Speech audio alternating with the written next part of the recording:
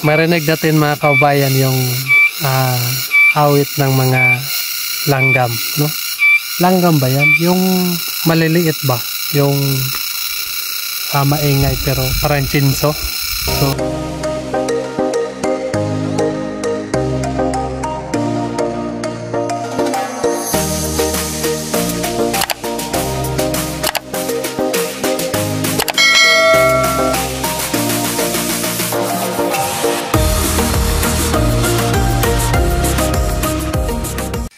hello po mga kababayan, magandang araw sa inyong lahat dyan. Kumusta na kayo dyan mga kababayan? So ako ay nandito ngayon sa aking bukirin. Dito ako sa malapit sa aking bahay. Yung payag na ginagawa ko dati. So kasama ko yung kapatid ko ngayon mga kababayan. Dahil nagtulong siya sa akin, nag-abono. Naglagay kami ng abono ng gulay, yung kalabasa. So ngayon ay dito na lang ang lalagyan namin ng abono dito sa bandang dalan, dito sa dalan mga kababayan, sa kilid ng dalan.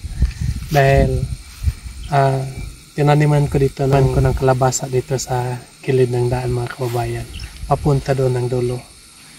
So para mag-harvest ay nandito lang sa tabi ng daan.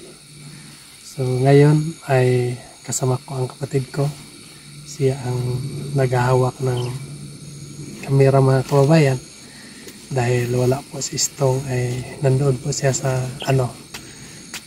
kanyang bahay ngayon kasi meron siyang ginagawa. So ako lang dito. Dalawa lang kami ng kapatid ko mga kababayan. Grabing init dito. So nagpasalamat na lang ako dahil umulan kagabi kahit hindi malaki yung ulan. Pero nababasa naman ang mga lupa at saka yung mga tanim natin dito. At yung mga abono ay natutunaw na naman mga kababayan. Pero makita natin yung mga tanim natin. Tulad ng mga mais ay parang no? Ganito pa kataas ay parang pangit na ang pagdako sa mga mais na dire. So sige lang ay hindi lang tayo sumuko, pagpatuloy pa rin natin ang laban, lalo na sa mga kasama ko dyan nga magbubukid. At hindi tayo sumuko mga kababayan, ipagpatuloy natin ang ating paglalaban dito sa kabukiran. No? Tanim lang tayo ng tanim. At least nga kapag barato at pamahal, so maka-income tayo mga kababayan. Samahan nyo na lang ako mga kababayan sa pag-abono ngayon kasi yun muna ang ating mga content ngayon mga kababayan, no? Kasi busy pa ako dito sa bundok. So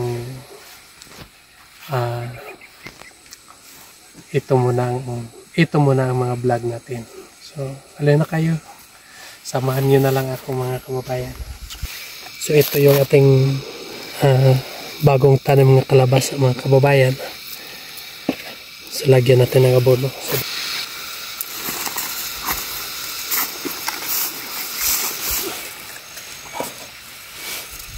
So nakita ninyo mga kababayan yung kalabasa dito.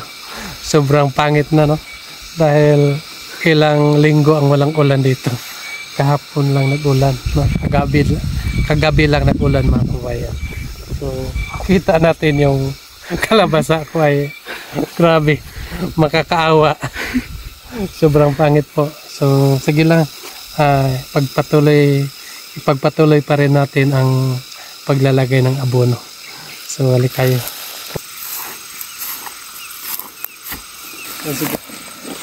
Ito yung ating kalabasa, no? Parang sumuko na itong ating mga tanim sa init.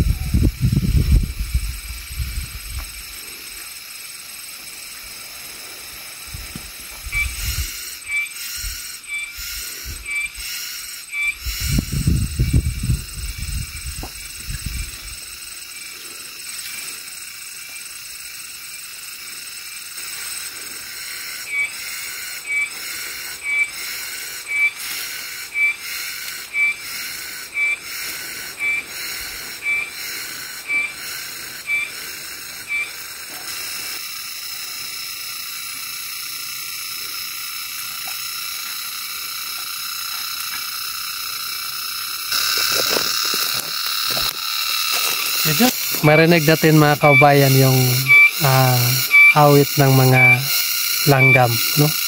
Langgam ba yan? Yung maliliit ba? Yung maingay pero parang chinso. So meron pa dito mga kabayan dito sa punong kahoy.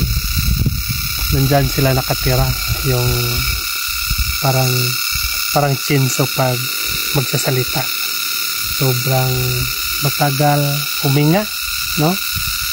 Tingnan niyo, matagal. So kapag hapon na dito, lalo na kapag wala ng araw, so sila ay maingay na dito mga kababayan, no? So kapag sino yung nakatira sa bundok, nakatira dito sa kabukiran, so alam nila kung ano itong klaseng mananap ang nandito. Ito ay lumilipad ito mga kababayan. Lumilipad itong maliit nga langgam, lumilipad, may pakpak din. Pero maingay lang mga kababayan, maingay lang, maingay talaga. So ganun kasi talaga. At kahit sila ay mga maliliit ay sila kahit sila ay maliliit mga kababayan, pero alam natin lahat na tayong lahat ay ginagawa ng Panginoon. So pagpatuloy na lang natin ang ating pag-abono dahil wala ng araw. Nakita ninyo yung araw mga kababayan, wala ng araw ngayon. So pagpatuloy na lang natin ang ating paglalagay ng abono.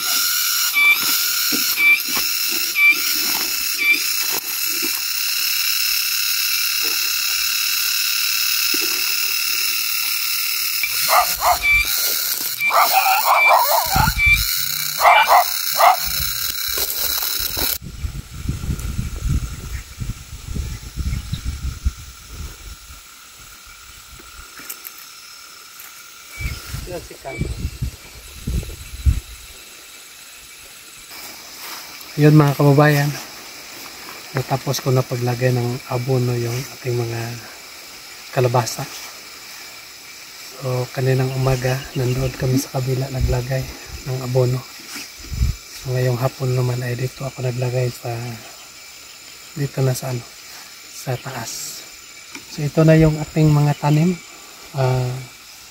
mga mais mga kababayan. Nagdala ng puso, no?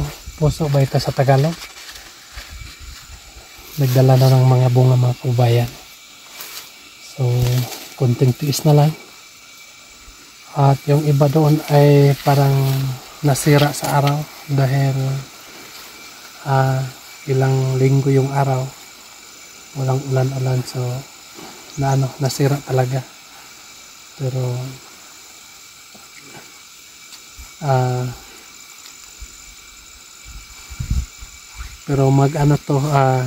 nasira talaga mga kabayan, pero ayos lang, no? So pagpatuloy pa rin natin ang ating pagtatanim dito. So yun lang po mga kabayan. Maraming salamat po sa lahat ng subscriber nga walang sawa nga nagatanaw sa akong YouTube. Maraming salamat mga kababayan, at maraming salamat din kay Sir Paul sa kanyang pagtulong sa akin nga makagawa ng YouTube.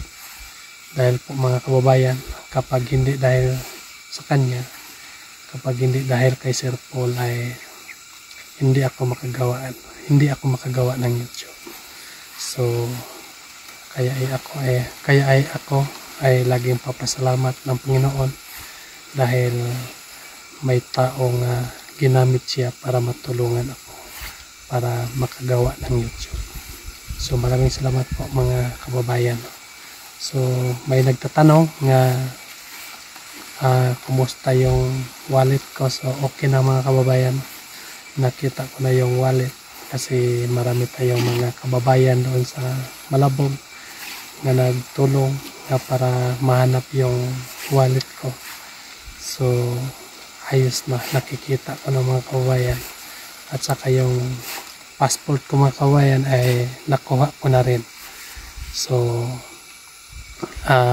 masaya ako mga kababayan dahil nakuha ko na at nabalik na sa akin yung wallet ko dahil nandoon yung aking lisensya at saka yung mga ID ko mga kababayan. So nagpapasalamat din ako kasi mabait din yung nakapulot, so binalik sa akin mga kababayan. So yan lang, maraming salamat po sa inyong lahat. Mag-ingat kayo dyan palagi mga kababayan. So sana po ay hindi tayo makalimot, magdadasal tayo palagi ng ating Panginoon. So yan lang, maraming salamat po. Bye bye.